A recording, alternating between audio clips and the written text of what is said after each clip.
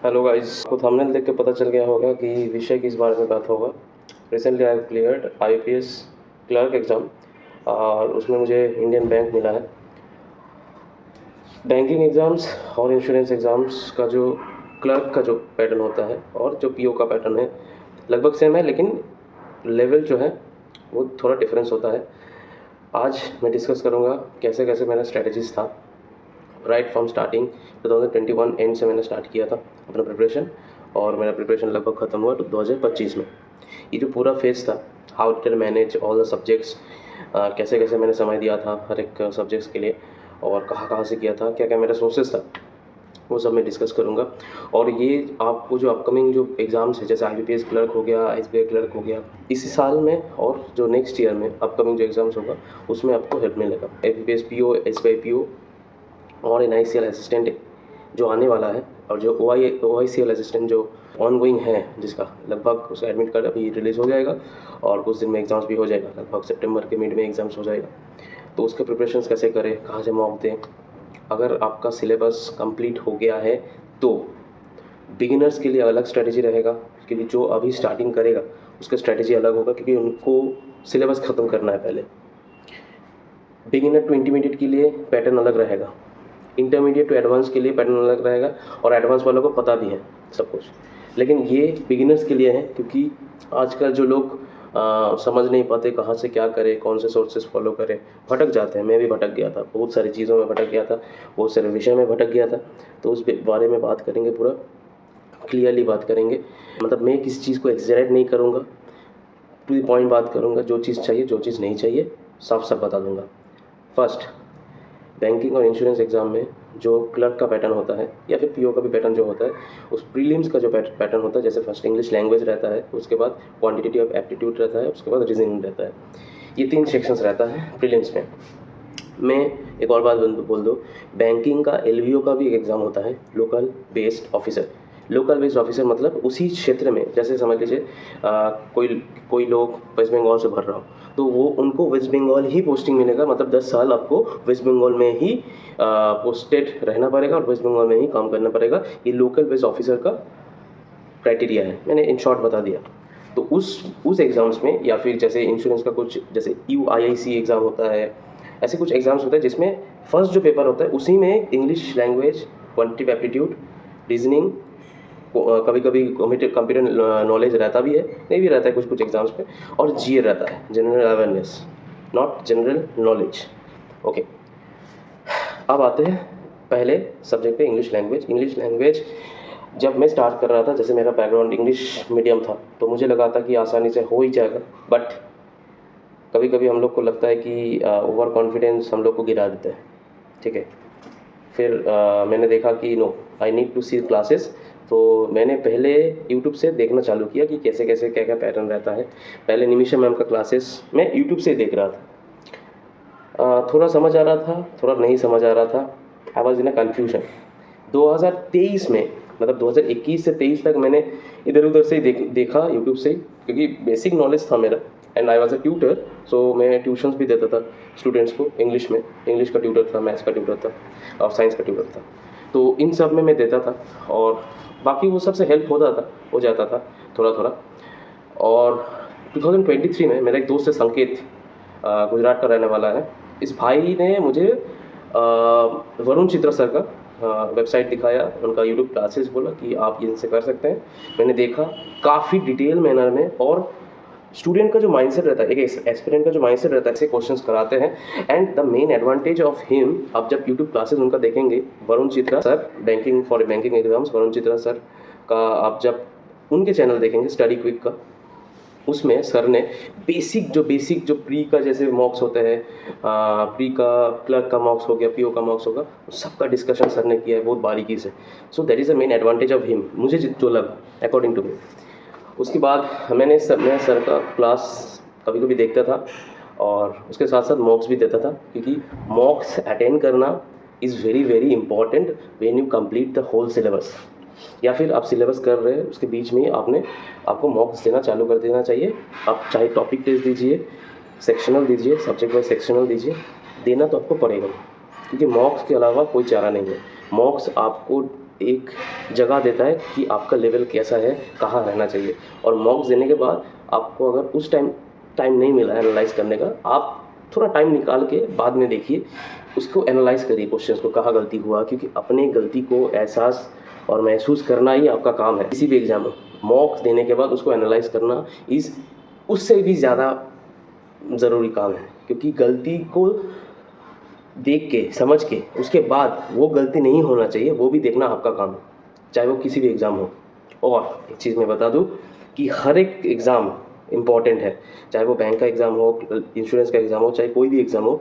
कोई भी एग्ज़ाम छोटा बड़ा नहीं होता आज की दुनिया में।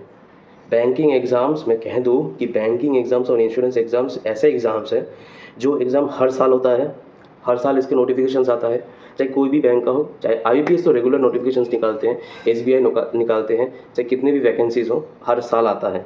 सो देयर इज़ जॉब, बस आपको मेहनत करना है। जॉब नहीं है, मेहनत नहीं करेंगे ऐसे नहीं होगा, मेहनत आपको करना है। So there are jobs and you have to work hard for it, day and night. ये आपके ऊपर है, आपके माइंडसेट के ऊपर है, आप कैसे क्लियर करेंगे। दिशा दिखाना लोगों का काम है, मेरे जैसे जो एग्ज़ाम्स क्लियर किए हैं वो आप लोग को हेल्प करेगा, लेकिन करना आपको ही है। बैठना है आपको, करना है, कितने भी टाइम लगे वो आपको देखना है। आपका दिनचर्या, आपका होल डे कितना है, कैसा है, कि आप कैसे में इसको मैनेज कर पाते, कब मैनेज कर पाते। हर एक इंसान के लिए अपना शेड्यूल अलग होता है। आप मुझे देख के मेरा फॉलो करने जाएंगे तो आपको दिक्कत आएगा, क्योंकि आपके लाइफ में एक और भी प्रॉब्लम्स हो सकता है। सबके फैमिलीज़ में अपना अपना प्रॉब्लम्स होता है। So manage according to your timings, according to schedule. ये हो गया इंग्लिश का बात। उसके बाद क्वांटिटेटिव एप्टीट्यूड के लिए मैंने पहले तो मैं यूट्यूब से देख रहा था कैसे कैसे क्वेश्चंस होता है, कैसे कैसे क्वेश्चंस आते हैं बैंकिंग में। उसके बाद मैंने बहुत सारे कोर्सेज करने की कोशिश की, लेकिन मैंने कोई भी कोर्स कंप्लीट नहीं किया था, to be very very honest. मुझे जैसे एसएससी के कुछ टीचर्स, जैसे स्टाफ सिलेक्शन कमीशन जो एग्ज़ाम्स लेते हैं, चाहे वो सीजीएल हो गया, सीएचएसएल हो गया, उन टीचर्स का मैं लेक्चर्स देखता था। मुझे वो ईजी लगता था, अकॉर्डिंग टू मी कंफर्टेबल लगता था मुझे। तो चाहे परसेंटेज हो जाए, रेशियो हो जाए, एवरेज हो जाए, मैं उन टीचर्स का देखता था। चाहे वो आदित्य रंजन सर हो जाए या गगन प्रताप सर हो जाए या इवन कोचिंग का इंस्टीट्यूट का सर हो जाए, चाहे कोई भी हो जाए, उनका मुझे नाम याद नहीं आ रहा है, शायद वो हरियाणा से हैं।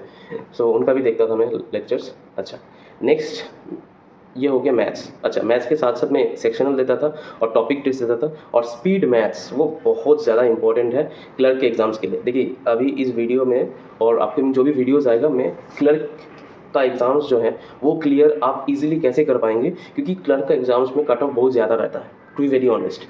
ठीक है, उस एग्ज़ाम्स का मेन क्राइटेरिया जो प्रीलिम्स में होगा क्वांट के लिए, आपको speed maths is very very important.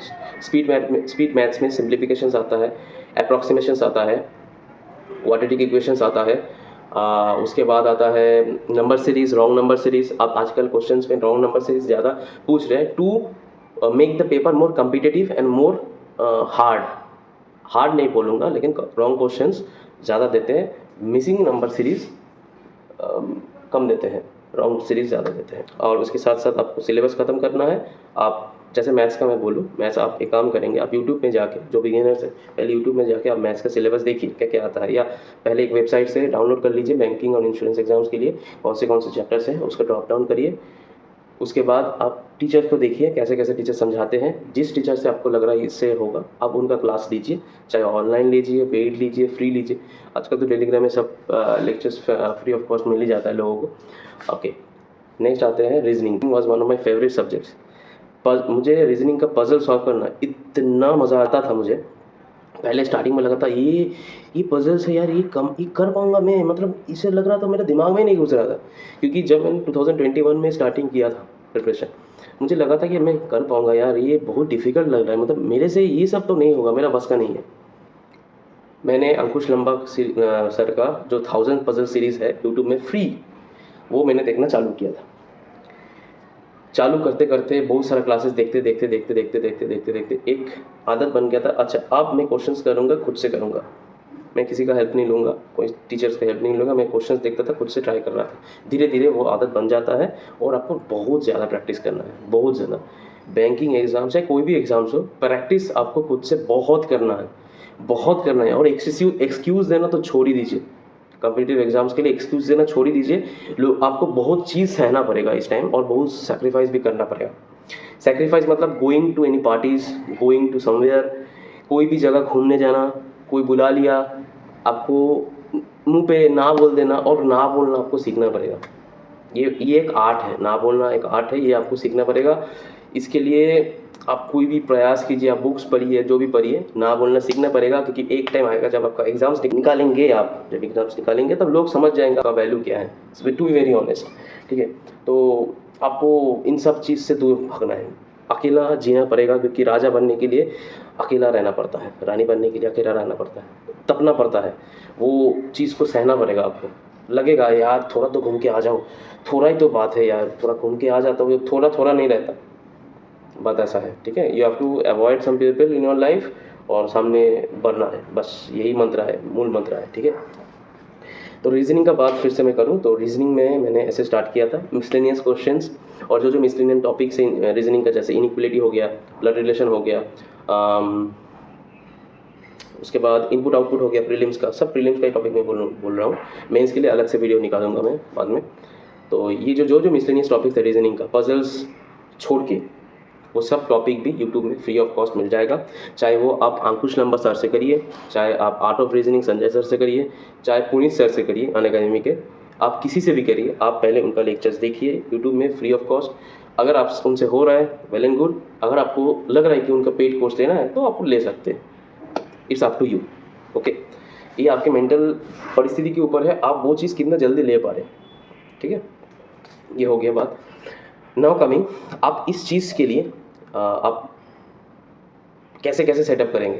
देखिए आपके शेड्यूल जो रहेगा दिन का, उस दिन के शेड्यूल में प्रीलिम्स के लिए, जैसे आप बिगिनर हैं तो प्रीलिम्स के लिए आपको ज़्यादा एफर्ट देना पड़ेगा, 70 to 80% आपको प्रीलिम्स के लिए देना पड़ेगा। आप हर दिन एक लेक्चर देखेंगे, उसका क्वेश्चंस प्रैक्टिस करेंगे उनके PDF से।